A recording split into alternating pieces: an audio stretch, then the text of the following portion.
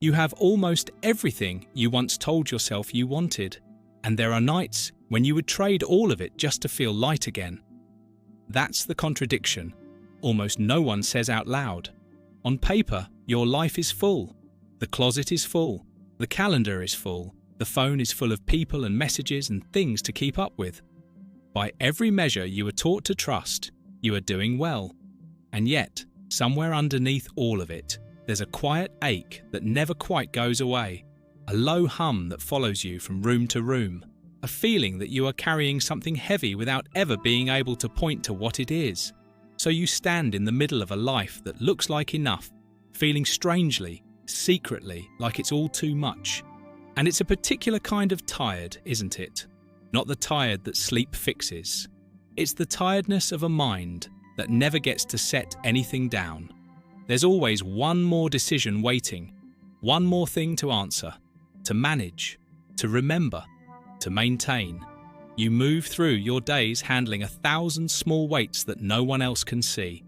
And by evening, you're worn thin in a way that doesn't match anything you actually did. Nothing dramatic happened. You just carried the usual amount. And the usual amount, it turns out, has quietly become more than a person was ever meant to hold. So there's this fantasy that visits you when the noise gets loud enough. A small room with almost nothing in it. A life stripped down to only what matters. A version of yourself who isn't buried under choices and obligations and stuff.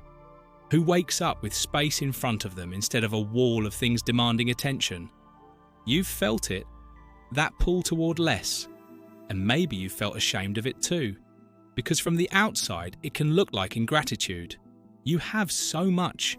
What kind of person has all this and still wants to give it away? But here's the turn. The thing I want you to hear before we go any deeper. That longing for less was never a symptom of ingratitude, and it was never a sign that something in you is broken by all your good fortune. It's the sound of a self that knows, quietly and certainly, that it was built for less noise than this. The wanting isn't the problem. The wanting is a message. And the message is that some deep part of you has been keeping honest count all along, tallying the true cost of everything you've been told to accumulate, and it has finally started to whisper that the arithmetic doesn't work. Because the part of you that longs for a smaller life isn't the weak part. It isn't the part that can't handle the world. It's the wisest part of you, the one still capable of telling the difference between a full life and a heavy one, quietly refusing a bargain that was never fair to begin with. You were promised that more would feel like more choices, more things, more connections, more of everything. And you held up your end, you gathered it all. And the part of you that's tired now is simply the part that noticed the promise didn't come true and had the courage to keep noticing even when everyone around you kept insisting it should have. And what makes this so hard to name is that the weight doesn't come from any single thing. It comes from the sheer accumulation of small things, each one so minor it feels absurd to complain about. The drawer you can't close, the messages you haven't answered, the subscription you keep meaning to cancel, the thing in the corner you've been meaning to deal with for a year. None of it is a crisis. All of it is a low, constant tax on your attention. 100 tiny threads pulling at you at once, and you pay it every single day without ever seeing the bill. It's the reason you can sit in a room that looks perfectly fine and still feel your chest tighten for no reason you can name. The reason isn't nothing. The reason is everything, all of it, quietly asking for a piece of you at the same time. There's a specific kind of heaviness that lives in a full closet, in a packed schedule, in a phone that never stops. Every object you own is a small promise you made to keep track of it. Every commitment you said yes to is a piece of you spoken for in advance. Every open loop, every unfinished thing, every person you owe a reply sits somewhere in the back of your mind, using up a little current, running quietly in the background, even when you're not thinking about it. And you are never not thinking about it, not really. That's why the stillness never comes. There's always something loaded and waiting, and your nervous system knows it, even when you've forgotten the details. So you start to move faster, because faster feels like the only way to stay ahead of it. You fill the gaps. You answer the moment you're asked. You add one more thing because saying no feels harder than just doing it. And slowly, without ever deciding to, you become a person who is always mid-task, always slightly behind, always reaching for the next thing before the last one has even landed. The strange part is that all this motion doesn't make you feel productive. It makes you feel scattered, pulled in every direction at once, present nowhere. You have 100 things and 100 people and 100 choices, and somehow, in the middle of all that abundance, you feel further from your own life than ever. You notice it in the strangest, smallest places, this longing. You feel it in a hotel room, of all places, when you first walk in and the surfaces are bare and there is nothing there that belongs to you. Nothing asking anything of you. And something in your chest unclenches a little in a way you weren't expecting.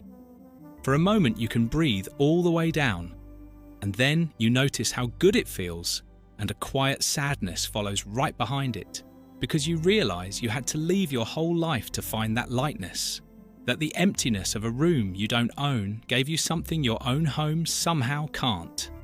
You feel it on the drive back from somewhere, when the fantasy arrives unbidden, the one where you could just keep going, where the life waiting for you could be simpler than the one you're returning to.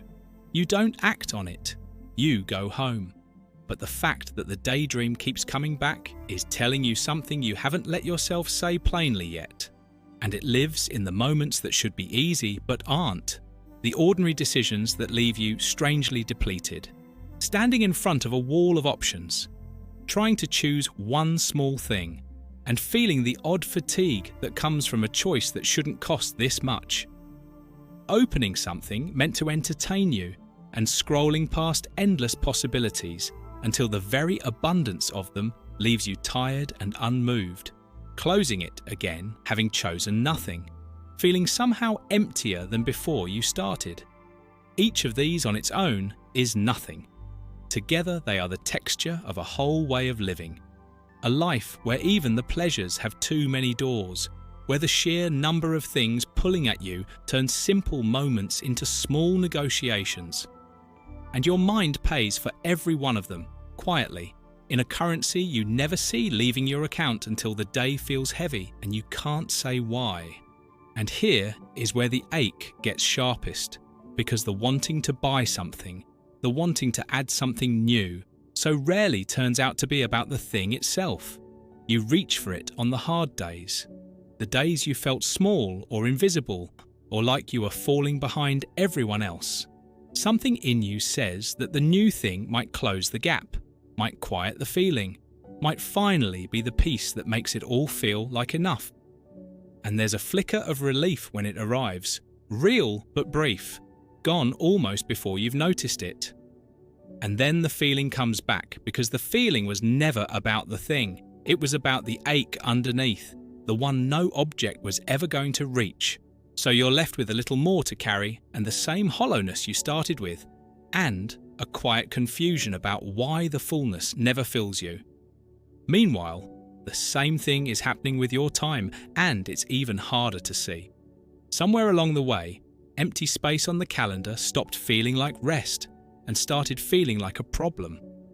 An open afternoon makes you restless. A quiet evening pulls at you to reach for the phone. Doing nothing has come to feel almost unbearable, like a kind of failure. So you fill every gap before it can open, and you call it being busy, and being busy has quietly become the thing you hide inside.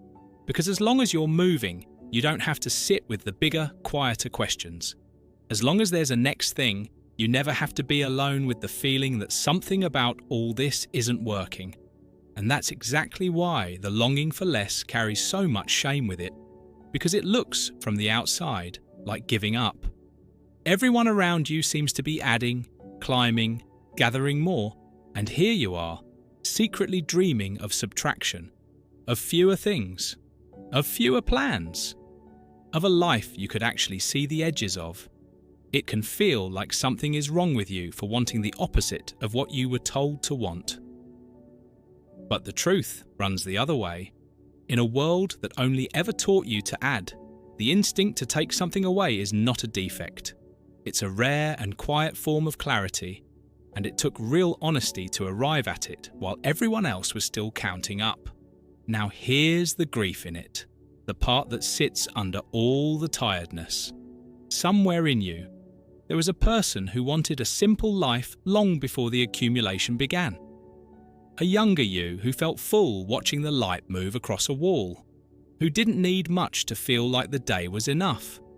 And that person got slowly buried, not by any single choice, but by years of small yeses, by the steady pressure to want more and prove more and hold more. You didn't lose them on purpose. You lost them the way anyone does, one reasonable addition at a time, until you looked up one day and could barely find the quiet you used to live inside so easily. And that's a real loss, worth grieving honestly. The hours spent maintaining things that never gave anything back. The energy poured into keeping up a life that grew heavier than you ever meant it to. The version of you that might have felt light, if only the world had let lightness count as a kind of success.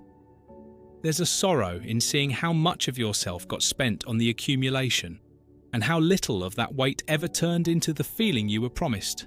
It's allowed to ache. It should ache. That ache is the measure of how much you were carrying and how long you carried it without complaint. But the tiredness was never a failure to keep up. That's the thing the exhaustion has been trying to tell you all along. It was a truthful body refusing to pretend the weight was nothing. It was the most honest part of you, quietly declining to call heavy things light just because everyone else did. All those evenings you felt worn down for no reason you could name, your body wasn't malfunctioning. It was keeping an accurate record. It felt the true cost of a life this full, and it told you, in the only language it had, that something needed to be set down. That was never weakness. That was a kind of loyalty, a refusal to lie to you about how much you were actually holding. And so, what begins to shift isn't the amount of things. It's the moment you stop treating the longing for less as something to be ashamed of, and start treating it as something to trust. For years, that quiet voice has been dismissed as ingratitude, as laziness, as a failure to appreciate what you have. But it was never any of those things.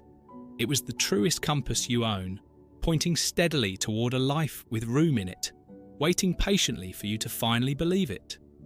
And the strange freeing thing is that you don't have to tear everything down to answer it. You don't have to earn the right to want space. The wanting itself is already the beginning of coming home. Because it turns out the longing for a smaller life was never really about having less. It was about finally having room for what's actually yours. The people who matter, seen clearly instead of through the blur of everything competing for your attention.